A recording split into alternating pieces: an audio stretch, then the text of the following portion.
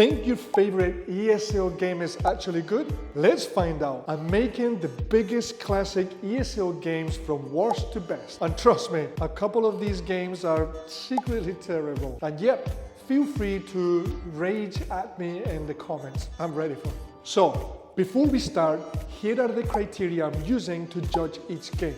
1.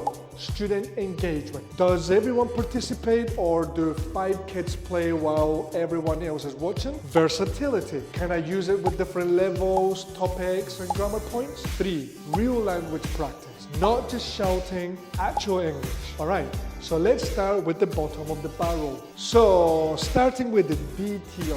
Musical chairs. What is it? We all know this game. Students walk around chairs to music. Remove 1 chair in every round and the last student wins. Why is this not a good game? Absolutely no language production. The only English happening is kids yelling. It's complete chaos, pushing, tripping, territorial chair claiming, and that's when you realize, you know what? This is just basically PE class disguised as English. I once had a kid grab their chair, grab it to the corner, sit down, and declare themselves the winner before we even started the music. It's fun, but fun itself is not teaching. Great for birthday parties, terrible for ESL classes. Next in the D tier is word searches and crosswords. Students quietly sit there and fill in a grid or a crossword and find words. Okay, yes, they're practicing vocabulary, but there is zero communication. Students work in silence, there is no speaking, no listening, and you effectively create 30 isolated islands, each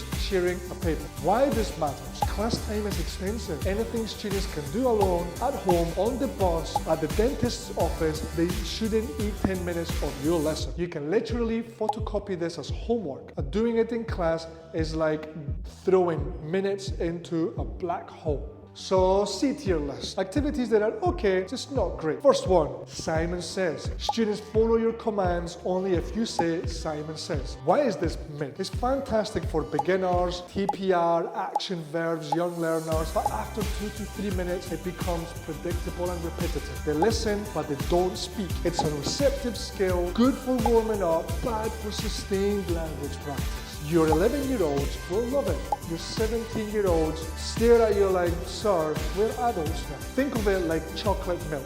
Good, but you wouldn't want it every day. Oh, next up is Chinese whispers, or the telephone, or broken telephone, or message relay. Students pass a sentence around the circle. Why is this myth? The first one is fun. By round 3, the message is banana, elephant, spaceship. What? It encourages careful listening, but students whisper tiny fragments of English. No real communicative output. Whispering also means pronunciation gets worse, not better. It's charming chaos with learning outcomes as strong as paper straw. And the B tier, good, not amazing, but good activities. Number 1, bingo. Students mark words when they hear them. Why is this quite solid? Great listening practice, create suspense. Students stay alert. Minimal prep works for all ages, but yep, no speaking. Little peer interaction, so use bingo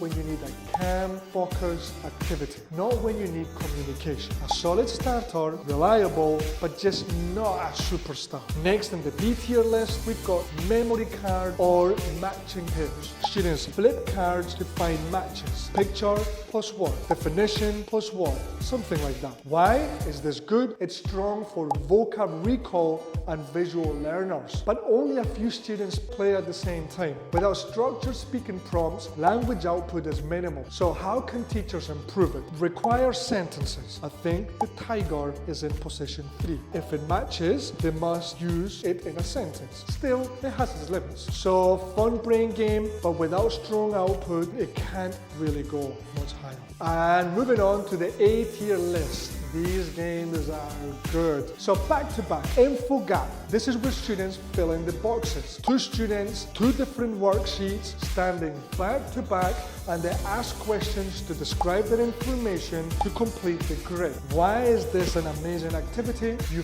force students to use real communication strategies. Can you say that again? Do you mean above or below? Is the circle bigger or smaller? This is authentic communication, not just guessing. So, info gap gap tasks mirror real-life language use, clarifying misunderstandings, negotiating meaning, giving more details. This is sneaky. Students think they're doing a puzzle. They're actually practicing real-world speaking. And next up on the A tier list is Pictionary, a classic. What is this? One student describes a picture, the other person draws. This can be high energy. It is fun, adaptable, and fantastic for vocabulary and grammar practice. Yes, only one student describes and the other one draws, but you can invert the roles later. Guessing is fast. Not always very communicative, but it's fast. Use structured clues. Give one-word hints before drawing. Describe for 10 seconds, then draw. Then change partners. A classic, funny, flexible activity. This one is a good one. And moving on to the S tier list. These are the goals of all ESL classroom activities. Number one, find someone hooked. Students walk around the class asking classmates questions to complete a checklist. Why is it elite? Every student speaks at the same time, usually to everyone in the class. Amazing for fluency and question forms. Perfect for the first day of class, warm-ups, or grammar practice. It builds community faster than any other activity. Shy students get structured social interactions. Talkative students thrive. And it's classroom magic. I've seen this activity transform a silent class into buzzing conversation in just a minute. Try it out. Number two, we've got the classic hot seat. One student guesses the word with their back to the board. Teammates describe it. Why is this one of the goals? It's fast, it's loud, it's exciting. Students practice paraphrasing, synonyms, antonyms, explanations, and it's good teamwork. Everyone speaks at the same time. This is productive shouting. Use this activity after vocabulary lessons, as a warm-up, or anytime you need instant energy. And this is one of the only times that shouting in class actually becomes educational. Next up, we've got Battleships, one of our favorites. Students stand in two teams. The teacher draws 3 ships on the board for each team. The teacher chooses a topic, points at a team, they say a word related to that topic, point at someone else from the other team, and whoever repeats the same word loses a ship. You can continue going, changing topics until one team has lost all ships. Then that team becomes the loser. It encourages students to think quickly, review all the vocabulary that you know, and you can practice many different topics. Great to practice vocabulary, great as a warm-up, and we've done a whole video about this activity that you can check out in our channel. So, ladies and gentlemen, that's my official SABCD ranking of classic